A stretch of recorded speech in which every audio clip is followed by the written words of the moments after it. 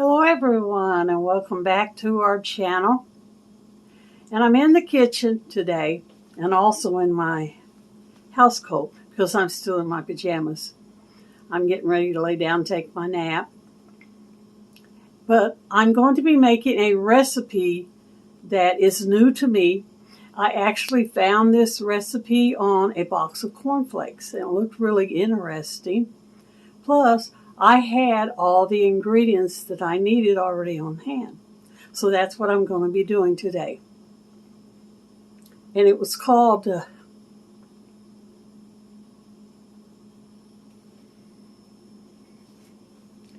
Crispy Cornflake Coated Chicken Breast. I forgot to do that.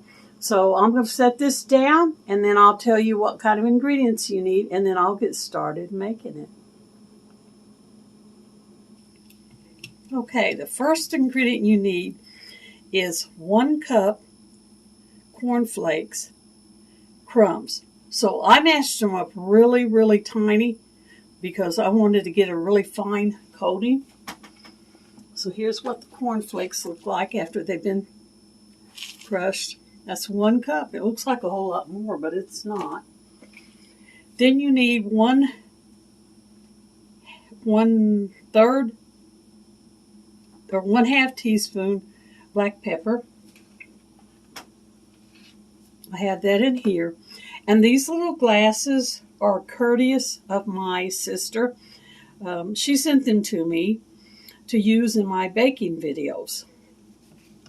And they're really nice. I have been using them for a chip dip bowl, but now I'm using them for the recipes.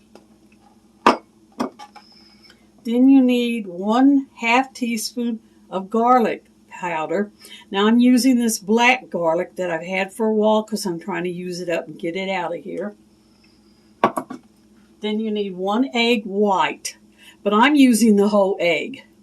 And I went ahead and beat it up so that it would be ready to go into the recipe. Then you need 1 teaspoon of water. And I've got that in my little Tupperware container. And 1 teaspoon soy sauce, which I have in my little glass container. And then you need 4 boneless, skinless chicken breast halves. Now what I do on the chicken, I very rarely buy chicken breast. I buy the chicken strips when I catch them on sale. So then I put them together, a number of pieces that look the size of a breast. Sometimes it just takes 2 pieces, sometimes I need 3. Then when I get home from the store, I unwrap them, take them out, and put them together in a package and wrap them in cellophane and put them in the freezer. So this is actually equivalent to 4 boneless chicken breasts. Now the first thing you need to do is line a baking sheet with foil and place it in the oven and heat your oven to 450. And I do have my baking sheet already lined and it's in the oven. And then it says, in a pie pan, mix together the cornflakes, the pepper, and the garlic and set aside. But I'm not going to do that in a pie plate. I'm going to actually do it in one of these bowls like this. And I think the reason they say do it in a pie plate is because it's a bigger surface for you to coat it in. But I think I'll be able to manage with that. So we're going to put in here our cornflakes. I'll just leave them in there. The black pepper.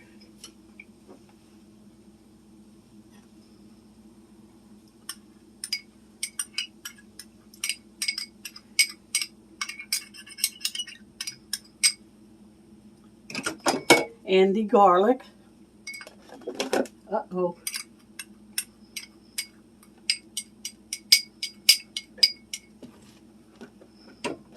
Got those all mixed together. Set them aside. And then you take your egg white, water, and soy sauce together and beat until frothy. So we're going to take the egg, which is supposed to be egg white. So it probably won't get very frothy because it's not an egg white. The water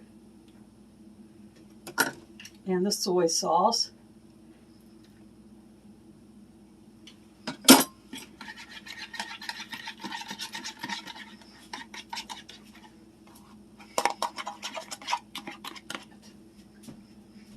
I'm going to try beating it with my mixer thing that I got from Temu.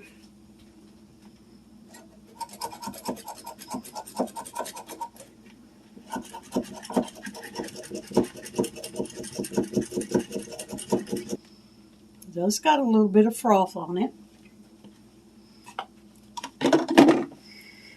Then you take your chicken and dip it into the egg white mixture and then the cornflake mixture.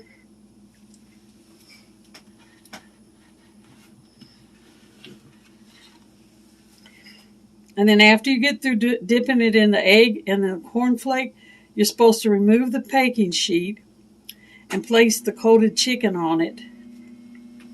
So I'm going to go ahead and get that out. Well, actually, I want it to stay hot.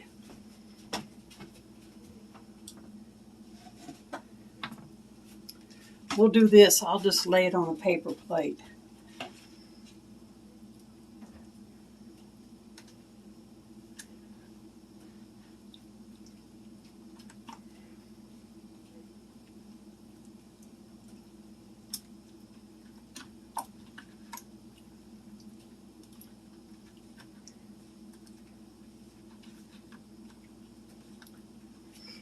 I'm going to put more than one piece in there at a time and get them coated. So then we're going to put it in here. And then after that, we're going to lay it on the plate.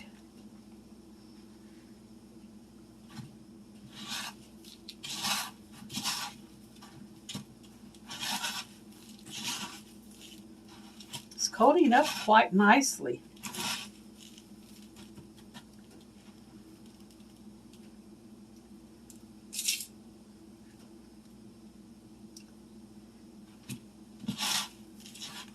Now I'm only putting one piece of chicken in the cornflakes to get them coated.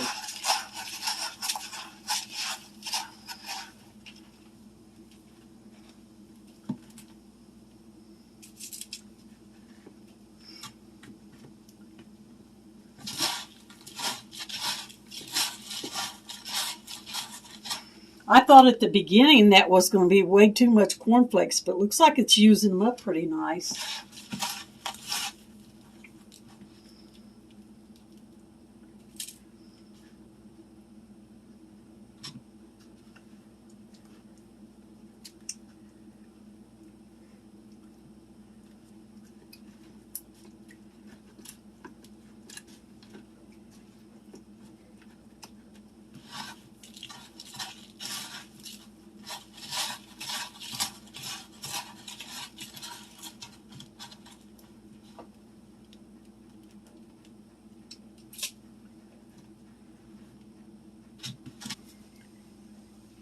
That actually worked out pretty nicely. Here's what they look like after they're coated. Now, I did use up almost all of the egg white. Just a tiny little bit left in the bowl. But I did use up all of the cereal crumbs, and so the last few ones didn't get as much coating. So with that, knowing that, if I decide to make this again, if it turns out, I'm going to put like a half a cup more of crumbs in there so that everything gets a good coating. Or I could also just use less chicken. Now I need to get the pan out of the hot oven, lay the chicken breast on them, and then I'll bake them at 450 for 20 minutes. Put it in the oven, unless it's because you want your aluminum foil to be hot along with your pan. So now we're going to put them on the pan. They're already sizzling a little bit.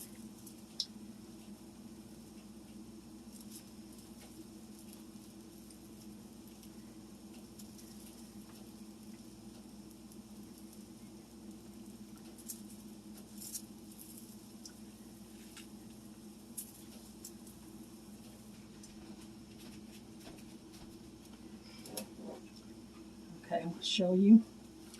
Here's what they look like lined up on the pan. I'm getting ready to put them in the oven. And as soon as they get baked, I'll bring them out and show them to you. And I may or may not do a taste test. I'm planning on making these a meal or 2 or 3 or 4, however many they last. I'm going to either make mashed potatoes, macaroni and cheese, and Brussels sprouts to go with it. One of those, I don't know. Probably mac and cheese and Brussels sprouts. So let me stick them in the oven, and then I'll be back in YouTube time.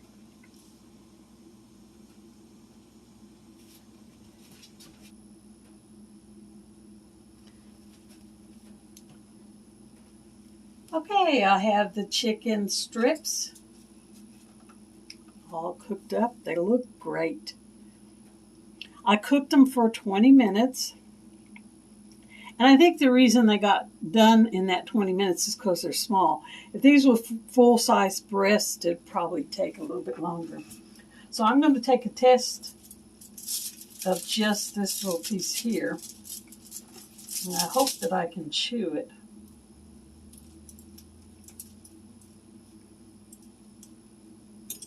And then later on, like I said, I'm going to portion these out for meals and have Brussels, mac and cheese, mashed potatoes, different sides with it. But let me right now taste it and see if it's worth having again. Here we go.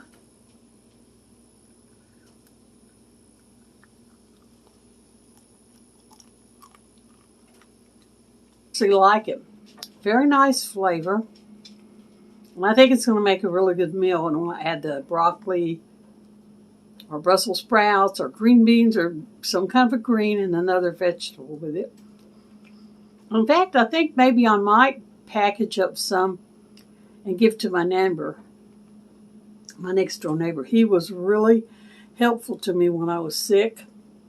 I had to send him to the store to pay my electric bill, and I had to send him to the store to pick up groceries for me. And he took me to the doctor because I was afraid to get behind the wheel and drive in case I passed out. So he's helped me out a lot in other times too, like in the winter one time. He shoveled the snow off my driveway so I could get out and get to work. So I think I might box up some, bag up some or whatever, wrap them up, take them to him. But for right now, I want to thank you guys for coming and visiting with us today in our kitchen. Very nice to see you guys again. And remember, we're only here for a little while, so make it a great life. And y'all come back and see us any old time. Bye for this one.